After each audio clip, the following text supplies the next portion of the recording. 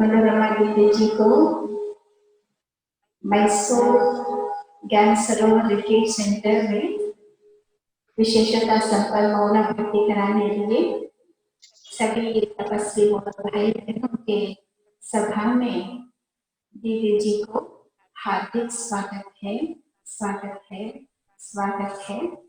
हमारे सभी भाई बहने मैसूर सब जोन के सभी भाई बहने भी अपने अपने स्थानों पर सुनेंगे। बाकी अभी भक्ति वाले आपका लाइव सुनेंगे। आपका विशेषता जो भी है, विशेषता संपन्न करने के लिए आपका विशेषता जो भी है वो हम देने के लिए चाहते हैं। तो आपको सभी भाई बहने एक हाथ मिला के स्वागत कर रहे हैं।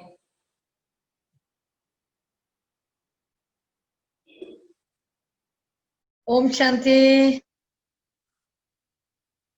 ओम शांति।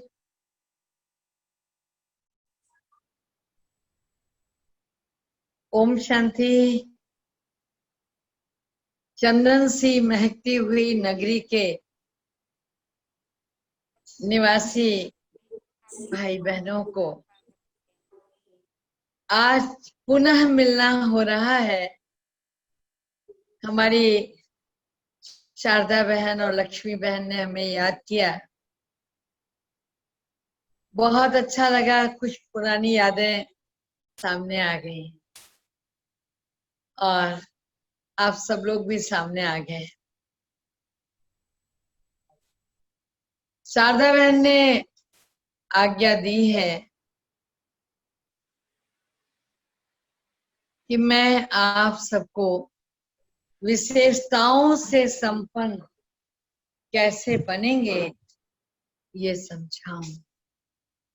मैं समझती हूँ कर्नाटक की धरनी में रहने वाले, वो भी मैसूर जैसी नगरी में रहने वाले महाराज धीराज सत्युगी सृष्टि में होनहार उच्च पद पाने वालों को उनकी विशेषताओं से अवगत कराना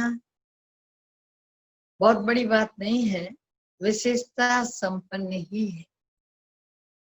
शायद मुझे इसलिए बुलाया है कि मैं कोई पर्दा पड़ा हो तो उस पर्दे को भी हटा दूं और आप सब ताजधारी, तिलकधारी, होवनहार विश्व महाराजन विश्व पटल पर सामने आ जाए। आपकी खुशबू तो फैली रही है चारों ओर, क्योंकि मुझे याद है कि मैसूर में जब भट्टियां चलती हैं तो 2-2 मास निरंतर चला करती हैं और केवल भट्टियां ही नहीं चलती, हमारी लक्ष्मी दीदी ऐसा मौन रखवाती हैं कि ओम शांति भी नहीं होती। मुस्कुराते हुए चेहरे ऊपर से नीचे उतरते हुए योग के लिए चले जाते हैं। ओम शांति के लिए भी मुंह नहीं खोलते, केवल आंखों से ओम शांति होती। और जब वो भट्टी संपन्न होती है तब वो वाणी से मुखर होते हैं।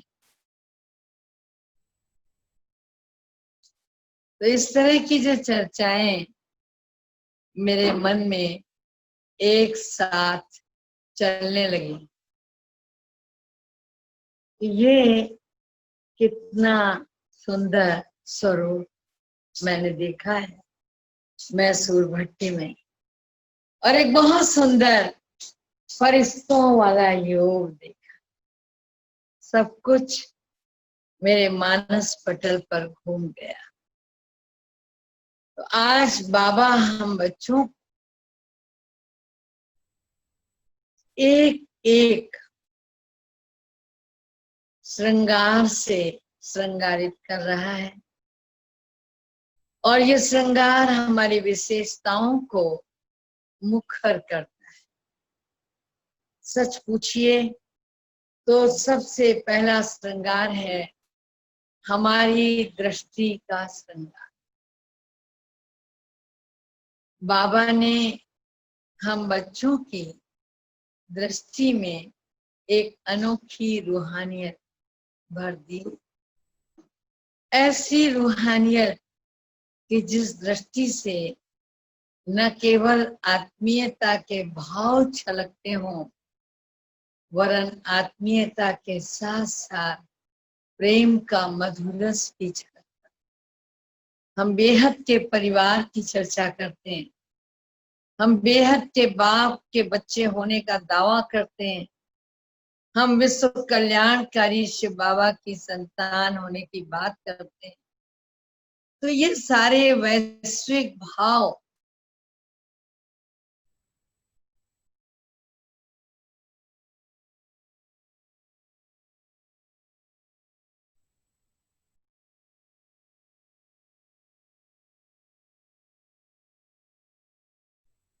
से पहले बाबा ने हमारी वो दृष्टि जिसके अंदर कभी क्रोध था, वो दृष्टि जिसके अंदर कभी अहम था, वो दृष्टि जिसके अंदर कभी घृणा थी, वो मन जिसके संकल्पों में कभी विद्वेष की भावनाएं थी, वो सब कहाँ चली गई।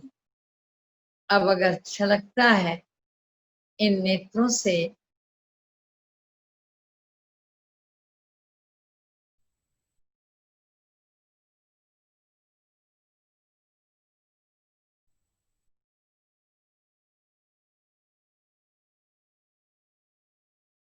और न केवल बाबा ने दृष्टि का श्रृंगार किया, बल्कि हमारी वृत्ति का श्रृंगार किया। जब वृत्ति का श्रृंगार किया तो हर पल, हर क्षण शुभ भावना और शुभकामनाओं से ये मन ओत प्रोत रहने लगा। आपने महसूस किया? कभी कभी जैसे आईने में चेहरा देखते हैं ना, ऐसे अपने पुरुषार्थ के दर्पण में अपना चेहरा देखें और देखने के साथ ये महसूस करें कि क्या वही पहले वाला व्यक्तित्व है। अभी भी मेरे अंदर ईर्ष्या, द्वेष और घृणा की फुहारें पड़ रही हैं। किसी को देख लेने के बाद मन वितृष्णा से भर जाता है, या आज जब हम देखते हैं तो करुणा और दया के साथ साथ मेरे मन में उस आत्मा के लिए शुभ भावना और शुभकामना भी पल्लवित होती है। और मुझे ऐसा लगता है कि ये जो सामने खड़ा हुआ व्यक्ति है, ये ठीक हो जाएगा। ये आज नहीं तो कल ठीक हो जाएगा। कई बार ऐसा होता है कि बहनें देखती हैं संस्कार बहुत कड़े हैं, तो कहते हैं आओ चलो मिल करके इस आत्मा के निमित्त हम योग करते हैं। हो सकता है ये बदल जाए, और उसका परिणाम भी हमारे सामने आता है कि धीरे धीरे जब हम सब मिलकर योग का सहयोग करते हैं तो वो क्रोध की मूर्ति प्रेममय हो जाती है, करुणामय हो जाती है। तो ये करुणा में डुबोई किसने? करण करावन हार बाबा है। वो हमारी वृत्तियों का श्रृंगार करता है, वो हमारी वृत्तियों में प्रवेश नहीं होने देता है इन सब कटु तिक्त मधुर रसों। तो क्या होता है? मधुर ही मधुर बसता है, न कटु बसता है न तिक्त बसता है। इसके अलावा हमारी कृति का श्रृंगार करता है। आप पूछिए अपने आप से, तो जब हमारे कर्म श्रेष्ठ होने लगते हैं, बाबा ने हम बच्चों को अनेक बार एक बात समझाई, कुछ भी हो जाए तुम अपने कर्मों से कोई गलत कार्य नहीं करना। अगर ध्यान रहे तो एक छोटी सी बात ध्यान कर लें कि सीता को ये कहा था कुछ भी करना इस लक्ष्मण रेखा का उल्लंघन मत कर, और सीता ने वही मिस्टेक की, कुछ और थोड़ी किया। उस लक्ष्मण रेखा का उल्लंघन कर दिया, रावण के कुछ व्यंग्यवाणों को न झेल पाने के कारण उन्होंने सीधा बोला, भाई मैं इस तरीके से भिक्षा नहीं लूंगा, अगर आपको नहीं देनी है तो मैं भूखा रह जाऊंगा, आप सीधे मुझे मना कर दीजिए कि तुम चले जाओ, मैं तुम्हें आज भिक्षा नहीं दूंगी, लेकिन इस तरह घर आए साधु का अपमान मत करो देवी। और जहां उसने कुछ ऐसे शब्द वाण छोड़े, सीता को लगा ब्राह्मण भूखा चला जाए, ये तो बहुत अमर्यादित होगा, कोई हर्जा नहीं है, थोड़ा एक पैर बाहर निकाल के मैं दे देती। और यही उनकी भूल बन गई, उनके कष्ट का निमित्त कारण बन।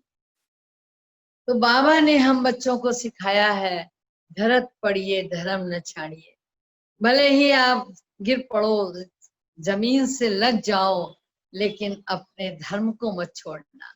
माना दृष्टि, वृत्ति और कृति की पावनता को आप कभी मिस नहीं कर, कुछ भी करना, ये 3 चीजें मत छोड़ना। तो जब हम द्विज बनते हैं, ब्राह्मण बनते हैं, तो हमारे अंदर जो पहली विशेषता आती है कि आईने में अगर हम देखते हैं तो वो पहले जैसा रूप, वो पहले जैसे नयन, वो पहले जैसी वाणी, वो पहले जैसे संकल्प नहीं रहे, हम खुद को बदले बदले नजर आते हैं।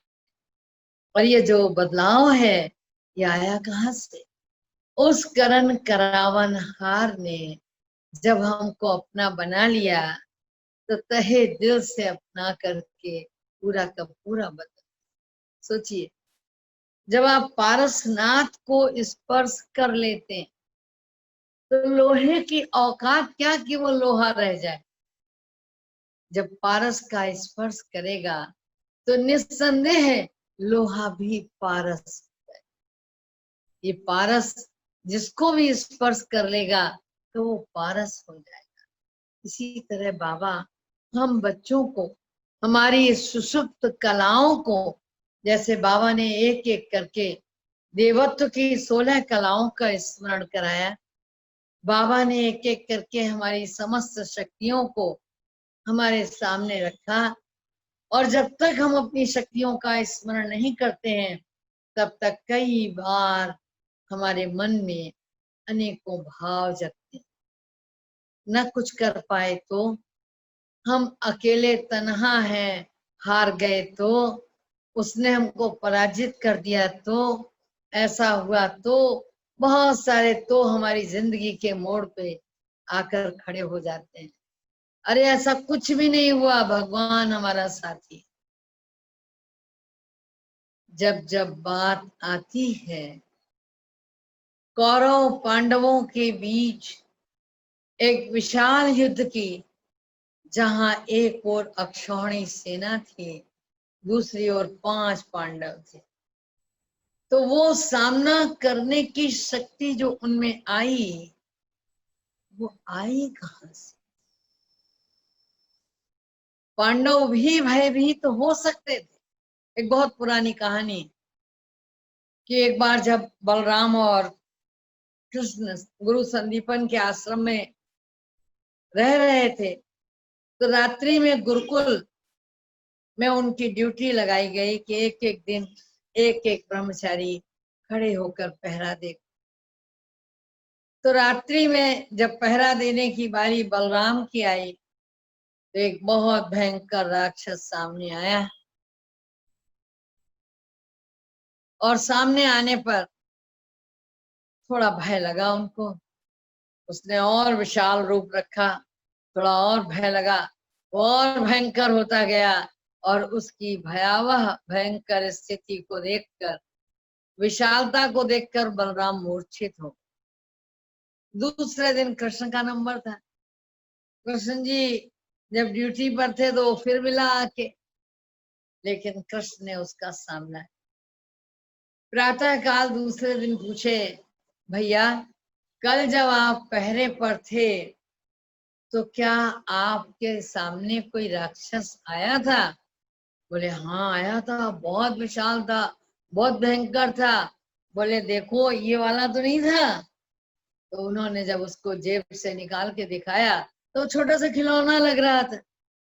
बोले हाँ था तो यही। बोला जानते हो आप डर गए इसलिए मर गए। आप जितना भयभीत हो गए उतना ही वो विशाल होता चला गया। और यदि आप भयभीत नहीं होते तो देखो मैं भयभीत नहीं हुआ, निर्भय रहा, सामना किया, तो ये खिलौने की तरह मेरी जेब में आ। तो वास्तविकता यही है कि हम परिस्थितियों को देख करके वर्तमान समय में अनेकों बार भयभीत हो जाते हैं। और बाबा ने हम बच्चों को बहुत अच्छी तरह से ये समझाया है कि बच्चे तुम निर्भय होकर रहो। ये माया कुछ और नहीं है, केवल और केवल कागज का शेर। इस कागज के शेर से तुम्हें भयभीत होने की आवश्यकता नहीं। तो आज वर्तमान समय परिस्थितियां विभिन्न मोड़ों से गुजर रही और आप देख रहे होंगे कि प्रकृति अपने रौद्र रूप के साथ आपके सामने खड़ी हुई। बाबा से एक बार कहा गया था कि आपका ये जो तूफान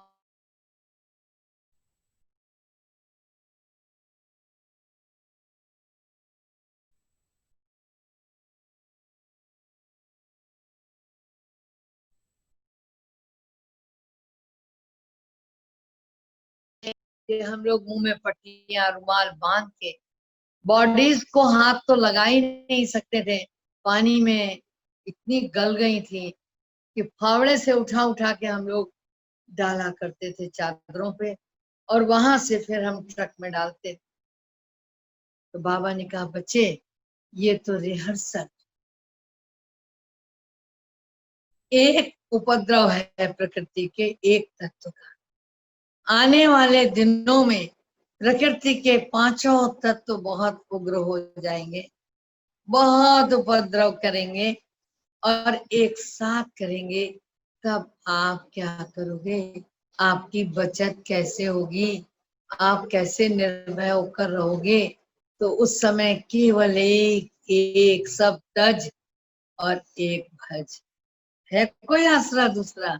नजर आती है कोई चीज? हमारा संबल और क्या हो सकता सिवाय बाबा? तो हम बाबा का हाथ और साथ अगर पकड़ कर रखते हैं, जैसे पांडवों ने अपने साथी को सारथी भगवान समझा, तो कृष्ण को अपने साथ रखने का पांडवों का उद्देश्य ही है कि भल ले जाए कौरव अक्षौहिणी ले जाते हो तो कोई गम नहीं है, हमें तो आप चाहिए। हम बच्चों के साथ भी विभिन्न भयावह परिस्थितियों में अगर कोई साथ चाहिए तो बाबा चाहिए। और बाबा ने कहा है मैं हाजिर हूंगा, बच्चे मुझे याद करेंगे। हुजूर हाजिर हो, हुजूर हाजिर ना हो ये हो नहीं सकता।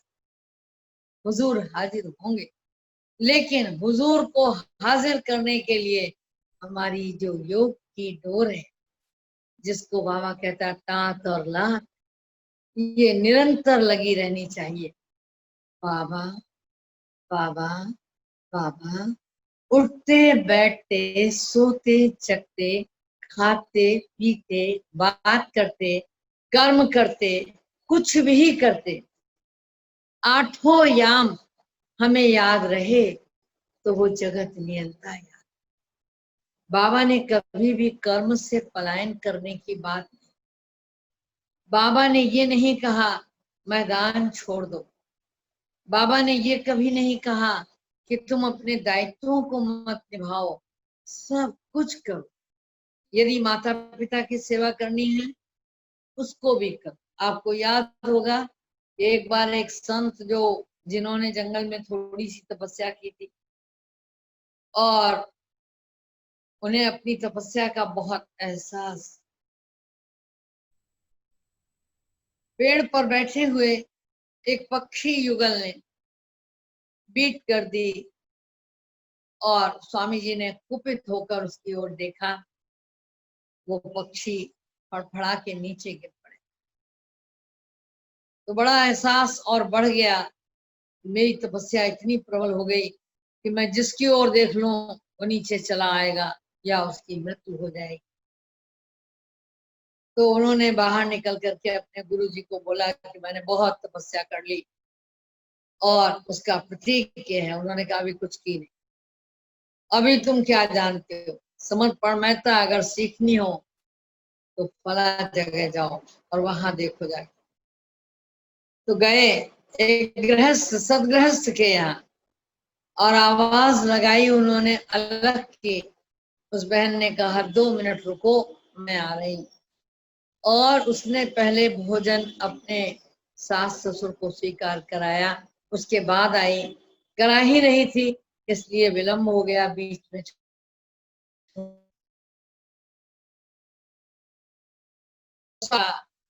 तो उसने कहा स्वामी जी परेशान मत हो, जो दे रही हूँ सीधा स्वीकार कर लें, मैं वो चिड़िया नहीं हूं जो चली जाऊं। तो स्वामी जी को बड़ा आश्चर्य हुआ कि घटना घटी थी जंगल में, यहाँ से कोसों दूर है। इस बहन को जो गृहस्थ में रहने वाली है, इसे कैसे मालूम कि मैंने चिड़िया की ओर देखा और वो चिड़िया चली गई। बोले राज बताइए। उसने कहा मेरे पास कोई राज नहीं, मेरे ईश्वर, मेरे आराध्य, मेरे ये माता पिता हैं, मैं जिनकी सेवा करती हूँ इनके द्वारा इनका जो आशीर्वाद मिलता है वही मेरी साधना है और वही मेरे अंदर भूत भविष्य को जानने की क्षमता देता है। तो स्वामी जी को बड़ा आश्चर्य हुआ कि मैंने इतनी दिन इतनी तपस्या की तब कहीं कुछ कर पाया, और ये बहन तो केवल माता पिता की सेवा करके भी इतना सब कुछ जानती है। तो कर्म से भागने के लिए न गीता कहती है न भगवान कहता है गीता। स्वयं शिव बाबा ने भी कभी हमको ये नहीं कहा कि तुम योगी बनोगे तभी जब एक जगह बैठ जाओ और जम के योग करो। नहीं, कर्म क्षेत्र में उतर कर कर्म करते हुए। इसी तरह वो कसाई की भी बात आती कि वो दिन भर बकरे काटता लेकिन धर्म और कर्म को नहीं छोड़। बड़ी बड़ी अद्भुत कहानियां इस तरह की हैं जिन्होंने यहाँ तक कहला दिया, मन चंगा तो कठौती में गंगा। परमात्मा को उसका साथ देना पड़ा जिसकी भावनाओं में समर्पण, उसको शक्ति देनी पड़ी जो पूरी तरह नतमस्तक था और नतमस्तक होने के कारण परमात्मा को स्वयं साथ देना। तो अगर हम अपनी विशेषताओं का श्रृंगार करना चाहते हैं तो हम जो कर रहे हैं वो करते रहें। भगवान हमारे करने में एक अलौकिक बल साथ साथ भरता चलता है और ये अलौकिक बल हमारी समर्पण महत्ता को बढ़ाता है। ये अलौकिक शक्ति हमारी सामना करने की शक्ति को बढ़ाती है। ये अलौकिक साथ हमारी अपनी शक्तियों को दुगना करता है। तन बल हो, मन बल हो, धन बल हो या जन बल हो, किसी भी बल के लिए अगर साधक आराधना कर रहा है और उसके अंदर उस जगत नियंता के प्रति समर्पण महत्ता है, तब वो अपनी विशेषताओं को सहज प्राप्त कर। और अगर साधक के मन में जरा भी शंका आ जाती तो वो शंका उसे साधक सच पूछिए तो बनने नहीं, कहीं ना कहीं कुछ ना कुछ गड़बड़। बाबा ने हम बच्चों को, मैंने कहा ना, सबसे पहले दृष्टि का श्रृंगार किया। आत्मवत सर्वभूतेषु की भावना जो बाबा ने हम बच्चों में भरी कि हम हर आत्मा को उस नजर से देखें कि ये उस परमात्मा का ही चुना हुआ, कोटों में कोई और कोई में कोई एक अनोखा रत्न। एक बार बरसात के दिन थे और बाढ़ बहुत तेजी से आई। उस बाढ़ में उस गांव में एक बहुत ऊंचा टीला था, उस पर एक आश्रम। सब जानते थे कि बाढ़ का पानी आश्रम के टीले तक नहीं पहुंचे। अच्छा, वहां के स्वामी जी भी जानते थे कि पानी यहाँ तक नहीं आए। उन्होंने अपने शिष्य को कहा, जाओ सारे गांव से कहना स्वामी जी ने 2 रोटी मंगाई, हर एक के घर से मांग के लाओ और कोई ना कोई वस्त्र लाओ। तो जा करके उनके शिष्यों ने गांव में मांगा और कहा स्वामी जी ने 2 रोटी मंगवाई और कोई वस्त्र मंगवाया। तो जिसने जो पाया वो दिया। एक बहुत गरीब महिला गांव में एक कोने में रहती थी, उसके पास भी स्वामी जी के भेजे हुए शिष्य गए। उन्होंने कहा, माँ स्वामी जी ने 2 रोटी और कोई कपड़ा मंगवाया है।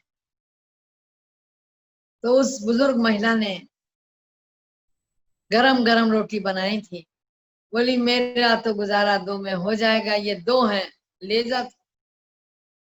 जल्दी जल्दी उसने अपनी गठरी खोली, एक नई साड़ी उसमें थी, उसने निकाली, बोली मेरा भाग्य के स्वामी जी ने मंगवाया, तुम ये साड़ी ले जाओ।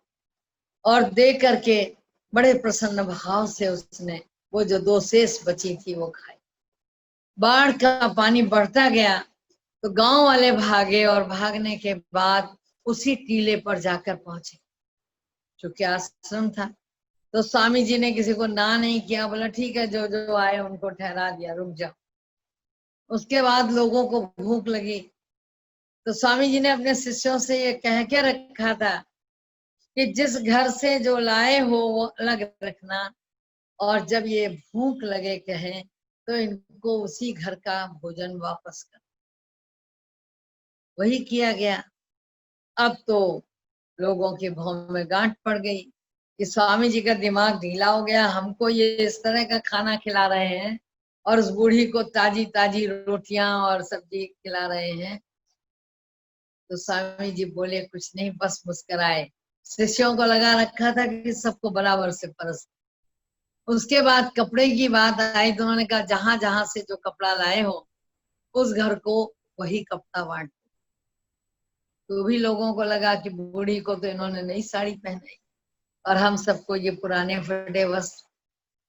तो स्वामी जी उन सबके बीच में आए। जब चूचू का शोर ज्यादा बढ़ गया तो स्वामी जी ने कहा, गांव वालों से क्षमा करिएगा, मैं जानता हूं कि आप बहुत संभ्रांत हैं, मैं जानता हूं कि आपको कष्ट हो रहा होगा, आप सब बड़े आदमी हैं, लेकिन मेरे आश्रम में तो यहाँ कुछ है नहीं, आश्रम ही आश्रम है। अब आपके यहाँ से आपके भोजन की व्यवस्था मैंने करवाई थी, तो जो आपने मुझे दिया मैं वही तो आपको रिटर्न कर रहा हूँ। जो वस्त्र आपने दिए मैंने वही आपको रिटर्न किए हैं। और जो आपको उस बुजुर्ग महिला के लिए शंका हो रही है, तो उस बुजुर्ग महिला ने जो मुझे भेजा था वो उसे वापस किया जाए। तो समझना क्या है, हम जो देते हैं वही मिलता है, वही मिलता है। कुछ और इस संसार में रिटर्न जर्नी में हमको नहीं मिलता है, ये आप मान के चलो। एक महिला थी जो कि सारा कूड़ा कचरा भी अगर होता था तो उठा के भगवान जी के आगे रख दे। तो लोग कहते थे सन की है, करती क्या है ये, भगवान को कोई इस तरह का कूड़ा कचरा चढ़ाता है। तो वो कहती थी जिस दिन भगवान मुझे फूल भेजेगा मैं फूल चढ़ा दूंगी।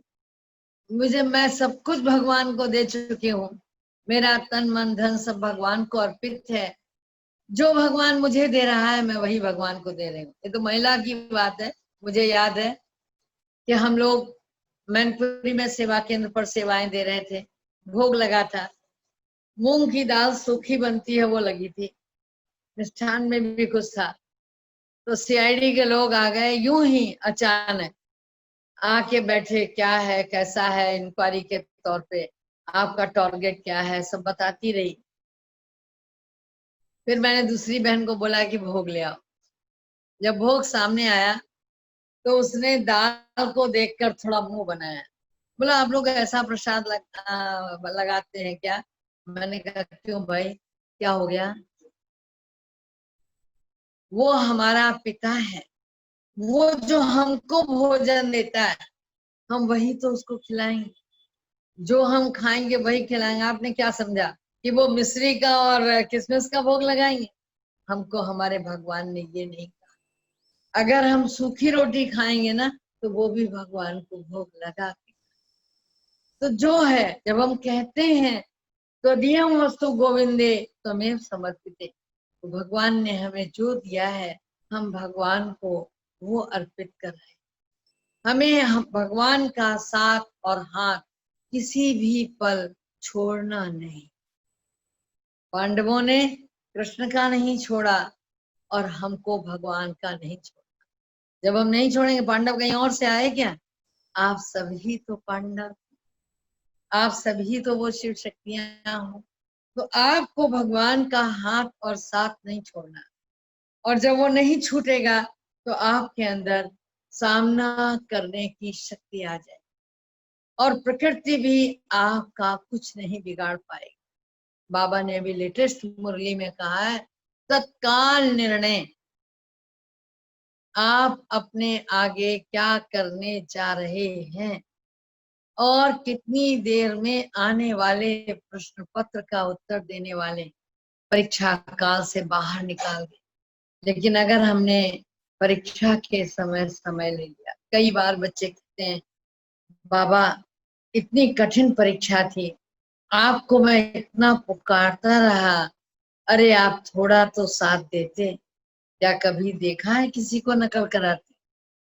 परीक्षा हॉल में उसी की ड्यूटी लगी हो जिसने हमको पढ़ाया हो।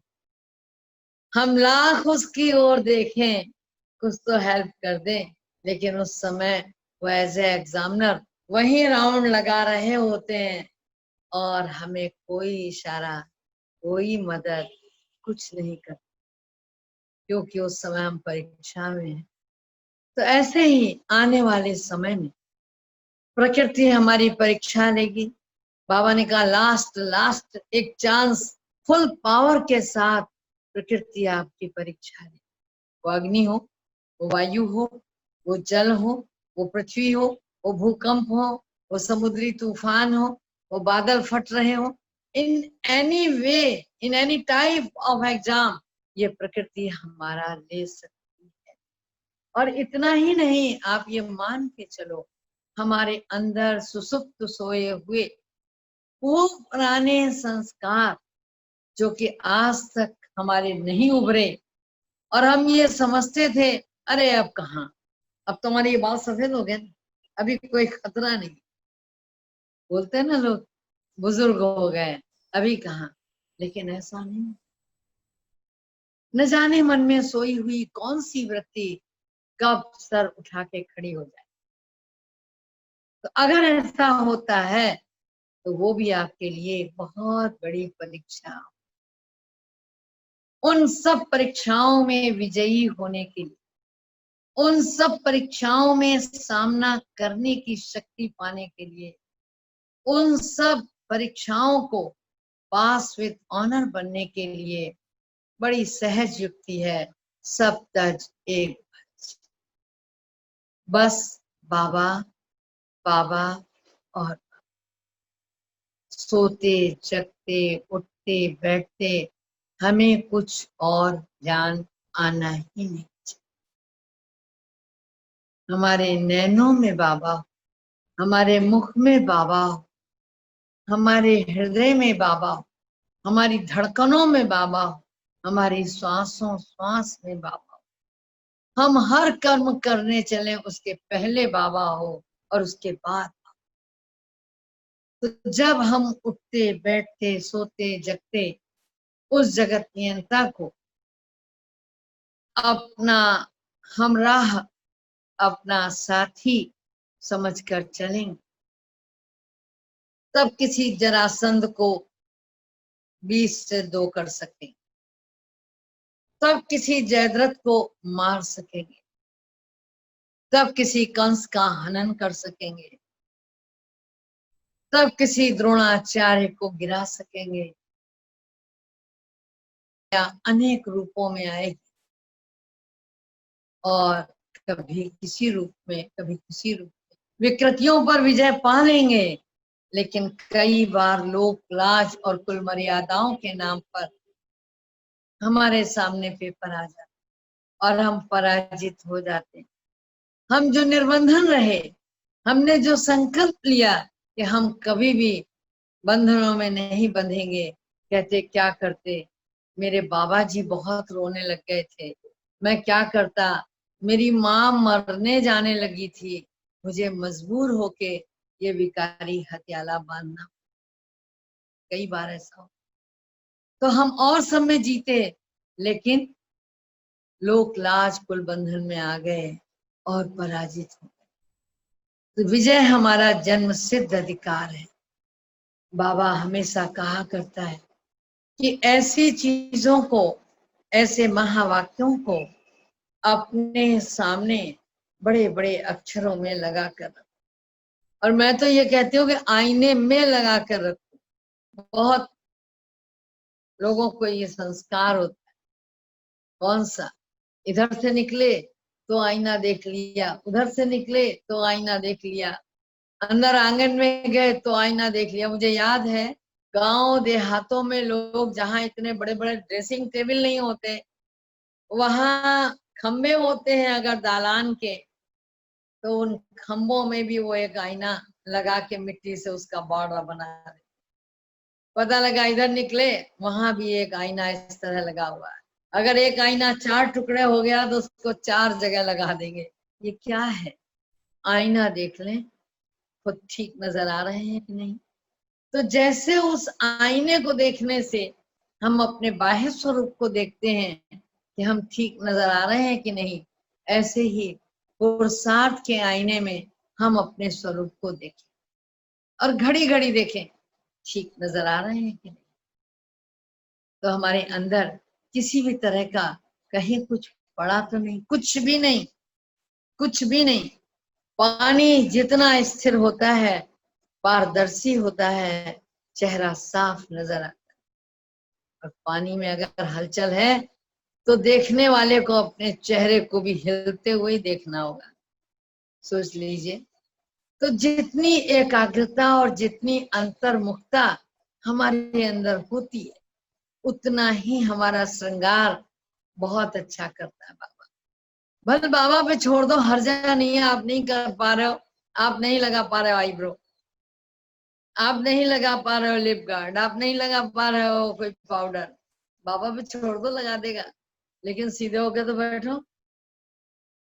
सोचना, जो लोग ब्यूटी पार्लर जाते हैं उन्हें इस बात का अभ्यास होगा कि वहां वो जो बहन सेवा देती है या भाई सेवा देता है, वो सीधा स्टैचू के माफिक कहता बैठ जाए। अब उसने लगा दिया मेकअप, बैठे रहो, बैठे रहो। अब आधा घंटे तक बैठे रहो, उसके बाद जब वो साफ करेगा तब कुछ और लगाएगा।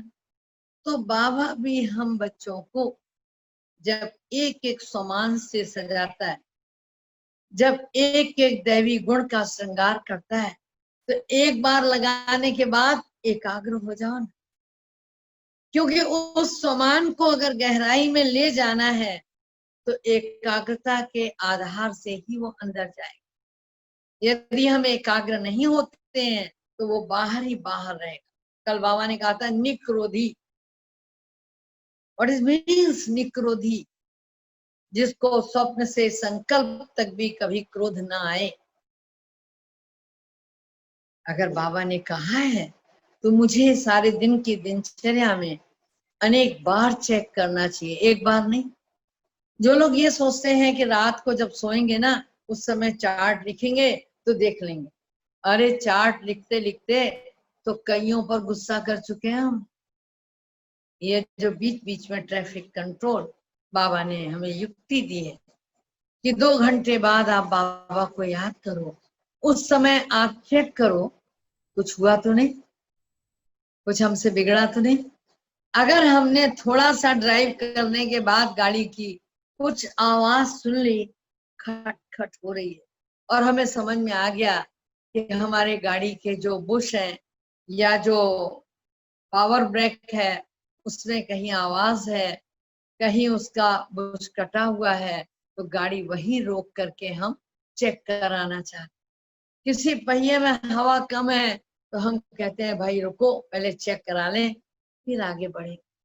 ऐसे ही हमें अपने मनोबल को तत्काल चेक कर लेना चाहिए।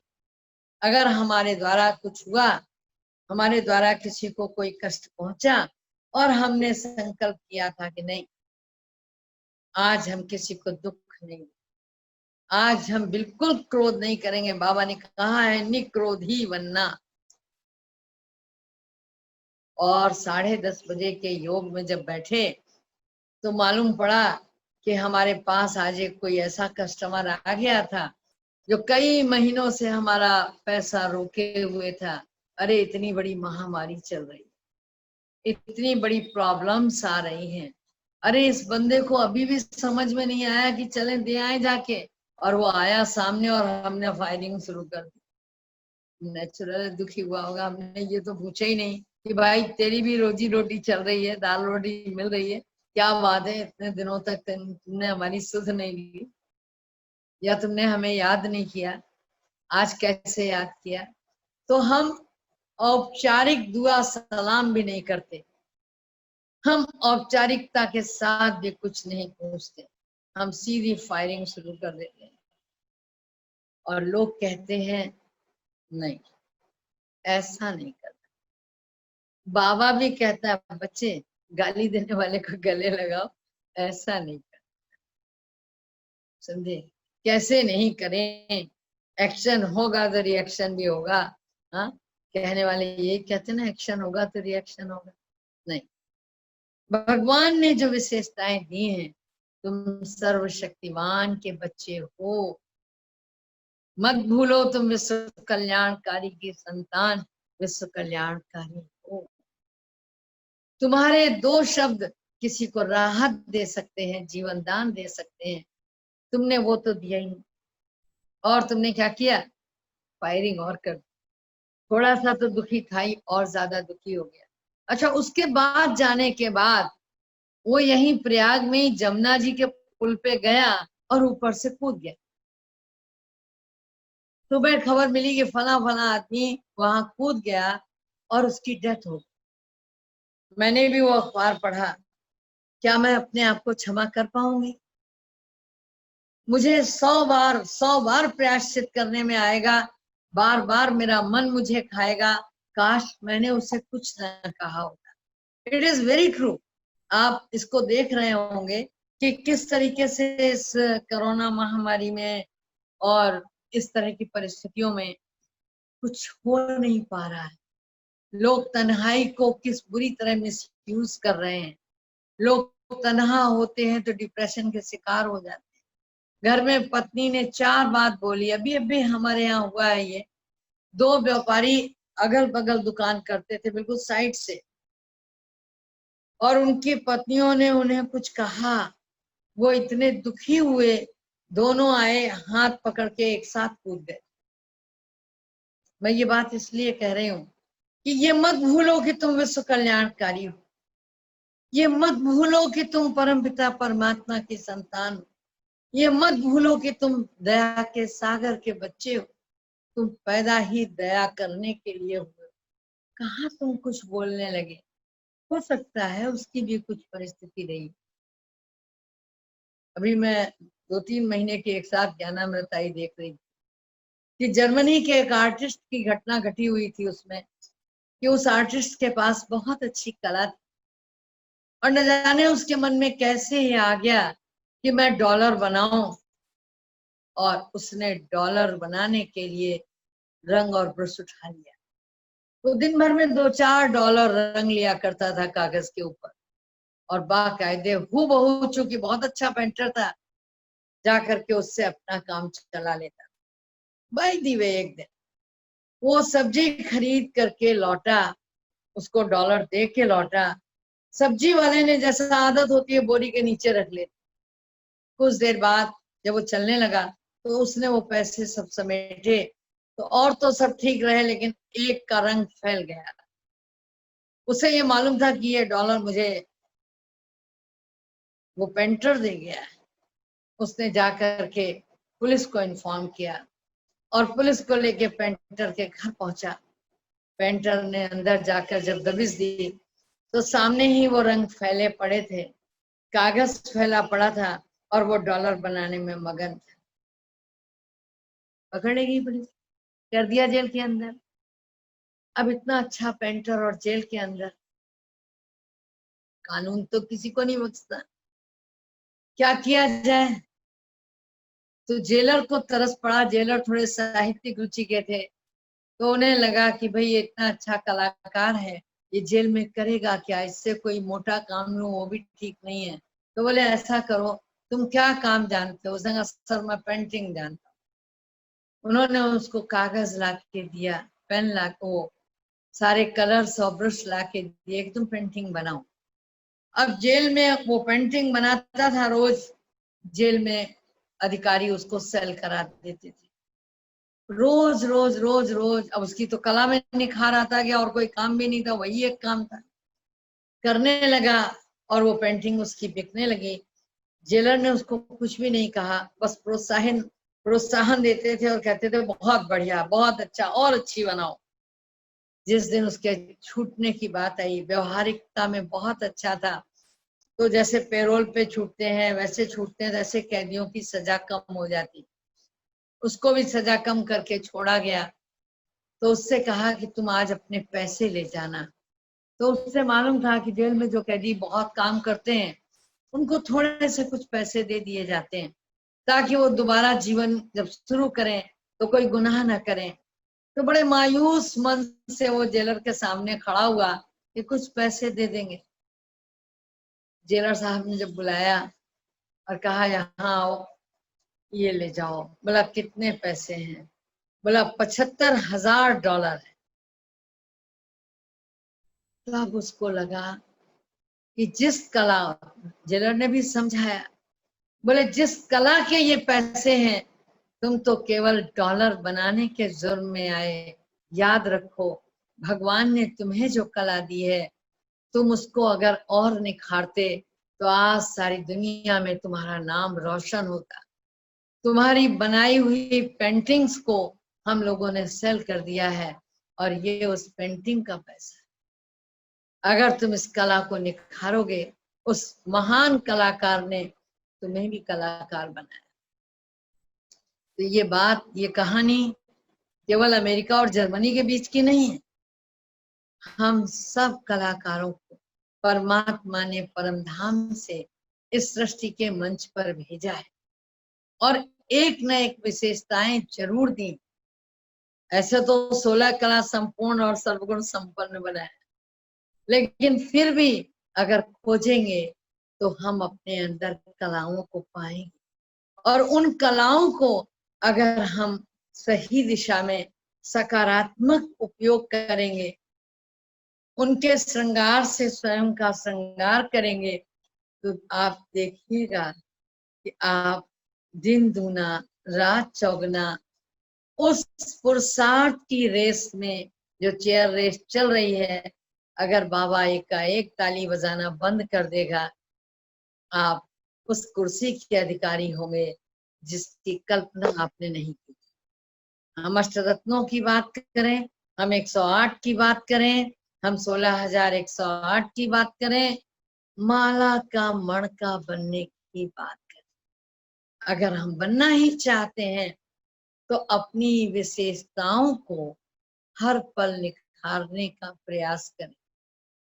और अगर खुद नहीं निखार सकते तो सब सौंप दो प्यारे प्रभु, सब बाबा को सौंप, अपने आप निखार देगा। उससे बढ़कर कलाकार और दुनिया में कौन।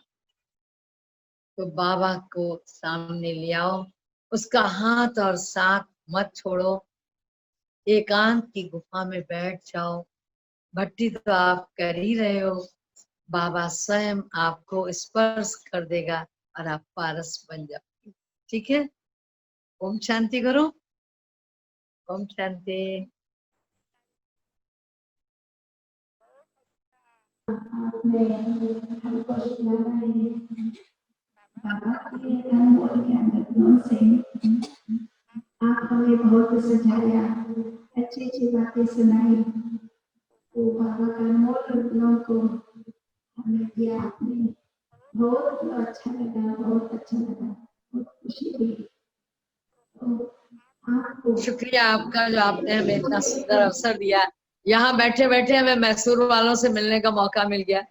जी आप मैसूर में पहुंच गए थे, हमें भी बहुत खुशी हुई। तो आपको फिर से धन्यवाद देते हैं लक्ष्मी दीदी जी के ओर से और सभी भाई बहनों के ओर से। आपको बहुत बहुत बहुत धन्यवाद दीदी जी। फिर से मिलेंगे आपसे। Thank you. ओम शांति।